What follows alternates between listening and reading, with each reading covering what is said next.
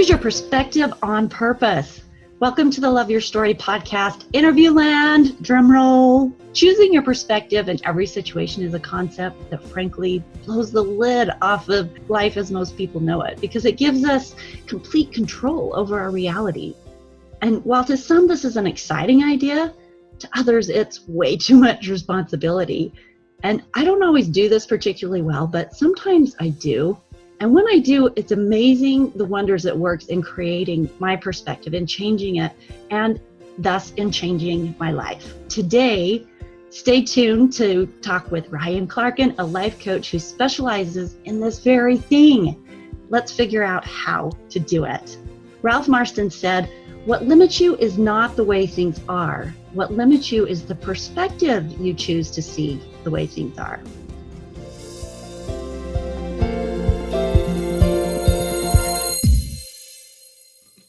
Stories are our lives in language. Welcome to the Love Your Story podcast. I'm Lori Lee, and I'm excited for our future together of telling stories, evaluating our own stories, and lifting ourselves and others to greater places because of our control over our stories. This podcast is about empowerment and giving you, the listener, ideas to work with in making your stories work for you. Story power serves you best when you know how to use it. Ryan Clarkin is a business and mindset coach for entrepreneurs who are ready to live a life of their design. He specializes in creating a clear vision, mastering interpretations, and how to instantly change your life through changing your interpretations. So, welcome, Ryan. Let's talk about how we can create better, happier stories by choosing our own perspective. Yeah, let's do it. What has been your experience, Ryan, with this topic? Why did it become such a powerful topic for you? It brings me back to when I was in high school, thinking about really who I was and who I perceived myself to be was this kind of insecure guy who wasn't as confident around the ladies, was defining myself by my grades, got mediocre grades, therefore it meant I was mediocre. And, I had this identity. And then I had this dream for success and this dream for greatness and this dream for the person that I could be, the person that I could become. And I knew that if I were to stay the person that I was in that moment in time, that I would never reach my goals. And that if I wasn't going to physically change, if my body wasn't going to physically change to become a Lewis Howes or a, Ty Lopez or a Chris Lee, that wasn't going to change, then I would have to use my mind to evolve who I was through perspective and through interpretation. So then that's what I began doing. And then I realized that our level of success isn't determined by who we are, but it's who we decide to be and who we believe that we are, and not about how life is and what opportunities there are.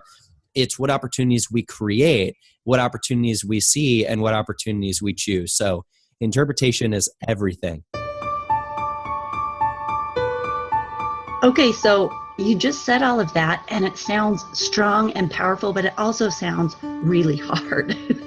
Is it hard? Why do we want to do this, and how do we do it? It is challenging, but what's harder is living a mediocre life.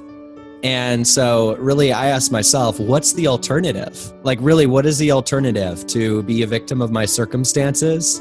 Most of us have a perspective, it comes naturally. We're looking through the lenses that we have that create our life, and we think that what we see is fact, and there's no other way to interpret or see things. The reality is that's not the case. We can shift our perspective at any time, and yet I think you get better at it with practice, don't you? It does take practice. It takes a lot of practice. It's something that you can choose in a moment, but then the next moment comes around where you're driving down the street and someone cuts you off and you're reactive. So it is absolutely a practice, and it starts with being committed to being the master of your own interpretation. So you have to be committed to an extraordinary life. You have to be committed to your own happiness. You have to be committed to being, as some people would say, positive. This brings me back to something that I've struggled with in the past. It still comes up every once in a while, and that's procrastination. Procrastination is pain avoidance. So procrastination is an interpretation. It's an interpretation that the task that I'm going to do is going to be incredibly painful, so I avoid it. And so I realized at one point that my success was being destroyed or sabotaged because of this procrastination. So first came my commitment, and I had to make a commitment to break through this procrastination. I had to make a commitment to move through the story that I made up of, I'll do it later.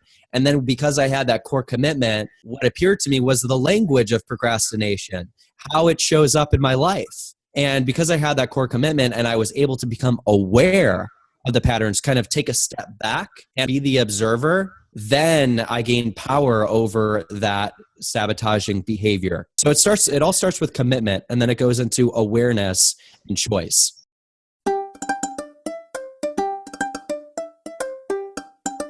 Okay, so take a real life example if you can, something from your life or somebody else's, and show us like what that shift looks like. Let's say you're in a relationship and it goes badly, you're heartbroken, and I mean, there's genuine emotion there and you're seeing it, you're in a dark space.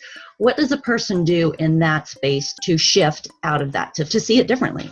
The first thing that they need to know is that there is a shift available, because where most people suffer is they don't see that they can shift. They think, I feel the way I feel because this is just how I feel.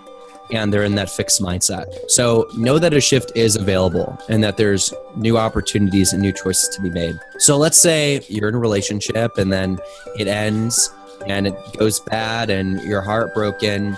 There's really a few interpretations that you can have from there. And one of them is, my life is over, I'm never going to find love again, which that thought pattern is going to create, that interpretation is going to create an experience, an emotional byproduct of pity, depression, sadness, and that's the environment that's going to be created from that interpretation. So you can choose to experience that, or you can shift and go, I'm free. Like, wow, like I'm free. There's a whole world that's available to me of new possibilities and new people that I can connect with.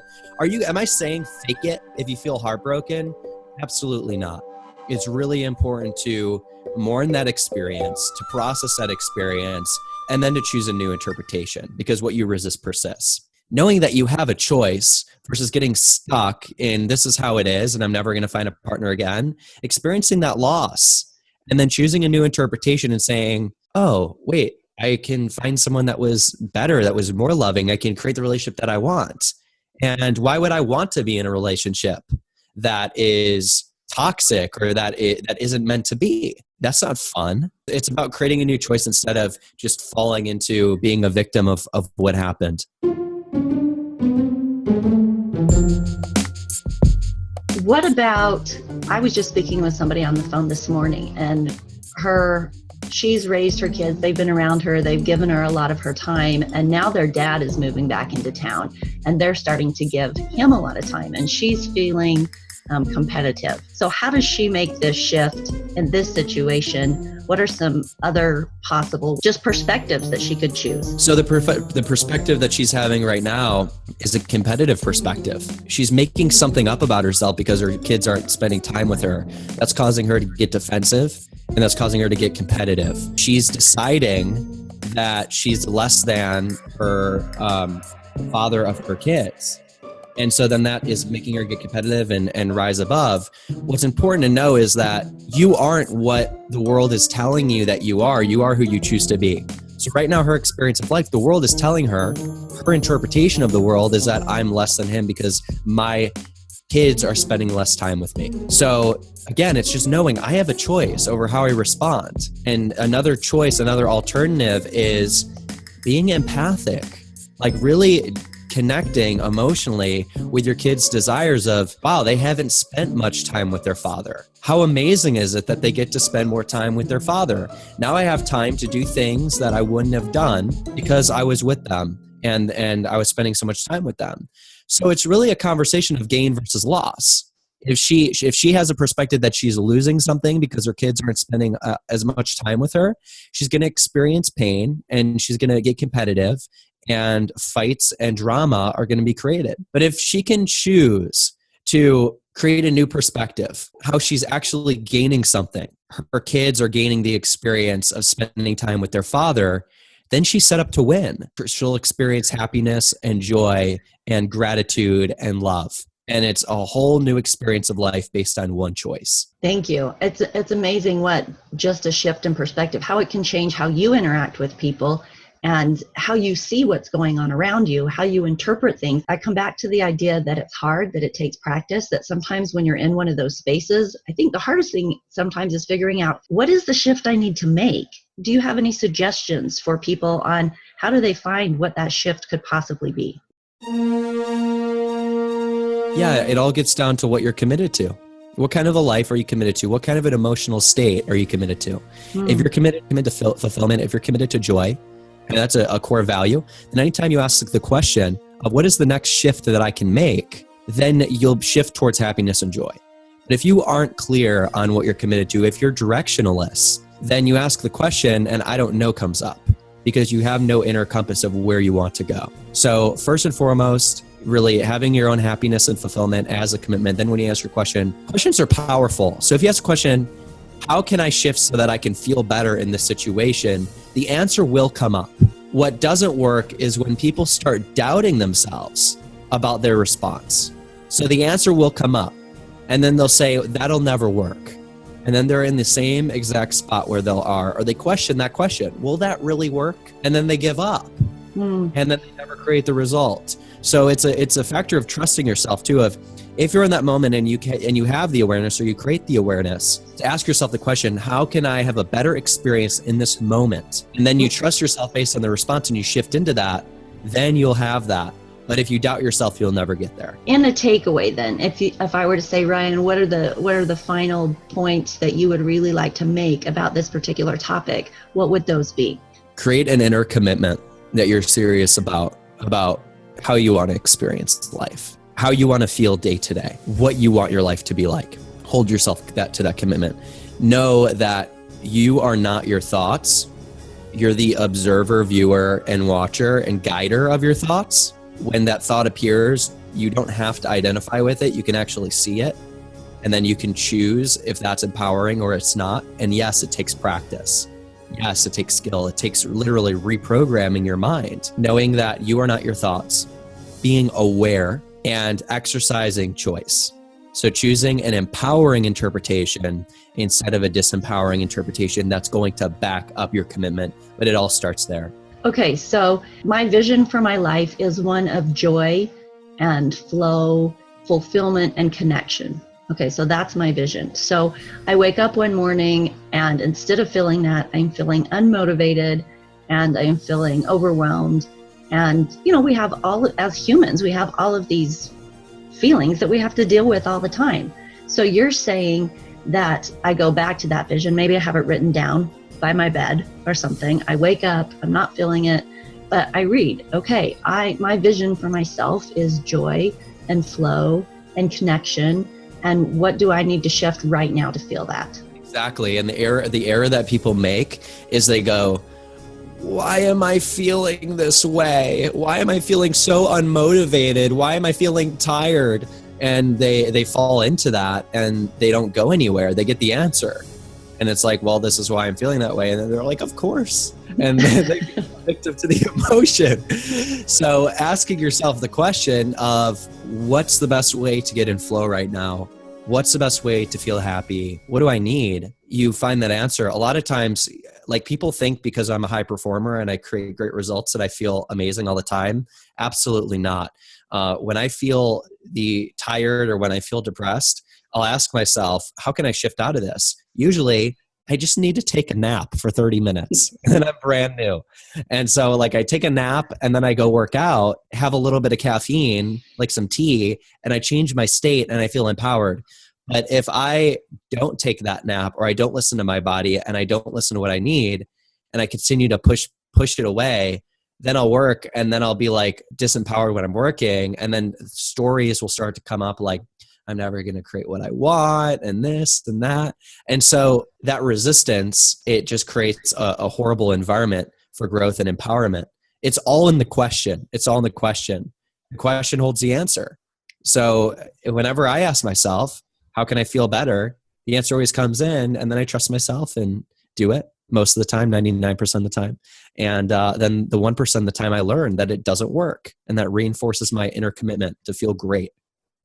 So as I'm listening to you, and also as I try this in my everyday life, something that really stands out is this is a crucial tool for success, for building the life that you want, because we are all hit by those emotions, by the resistance, by the sense of, or a lack of self-worth at moments, a lack of motivation, all of this stuff that everybody gets hit with off and on, even throughout a week's time, right? I mean, daily we're dealing with these things. On the other hand, I also want to acknowledge that I think this is an upper level tool. I don't think this is a tool that the weak or the undedicated are going to be able to master very well, because it takes a phenomenal amount of focus and work and shifting out of spaces that we mostly want to stay in. You know, I mean, we get stuck into how we're feeling, and especially if it's unmotivated, you're hardly motivated enough to get out of the unmotivation. So I think the tool is a higher level tool that we're putting out there and giving to people. You can absolutely do it, and you need to do it to live really big, but know that it's going to take dedication and time and effort. Yeah, and it's going to take being committed to your vision and having a vision that empowers you and it excites you. The number one reason why people aren't motivated is because they have nothing to be motivated about. They're disconnected from how they want their body to look. They're disconnected from how they want their health to be. They're disconnected from how they want their financial state to be. They're disconnected from what they see as the peak moment of their life and what they're working towards. And they're disconnected to what they see as their potential. And they're just existing. A car doesn't need fuel if it's going to stay in the same spot. But if a car it needs to go across the country, it'll have fuel, and it takes fuel to get there. So energy goes where energy is demanded. Brian, thank you so much for being with us today. Thank you for sharing your insight. I know that people pay you well for all of this guidance, so we're grateful to have you on here. Anything you want to say in parting? Yeah, I appreciate every single person who's listening to this. Thank you, Lori, for having me on the show. You're an inspiration, and it's super inspiring to see you giving and contributing with this podcast on a regular basis and expanding and growing the minds of the people that are listening and sharing stories that just bring light to every person who listens to it. So thank you. Changing your perspective is about story. It's about the story that you create in your mind every day in every situation, whether it's being stuck in traffic, whether it's an interaction with your family, whether it's something about your relationships or work. Every day we're creating stories about the situations in our lives, and coming to be able to be proficient with the skill of knowing that you need to shift when emotionally you're not in a space that is serving your vision or the life in a way that you want to live it is a phenomenally powerful story tool. So listen to this podcast maybe a couple times if you need to grasp the concepts that Ryan's talking about, because they're powerful. And have fun out there this week telling your stories. Your challenge for this week is to practice shifting. Take one situation that's particularly hard for you, that's causing you some emotional strain, and figure out how you can shift that into an emotional space where you're seeing it differently and where you're making it work for you, where you're making it create emotion that's acceptable to the vision that you have for your life. And share the podcast. Go out to www.loveyourstorypodcast.com and feel free to make comments on this. On the website, the podcast comes up underneath. There are comment boxes. Type in your thoughts and feelings. We respond to all of our correspondence, all of our emails, and follow us on Instagram and Facebook. Thanks for being a part of the Love Your Story podcast.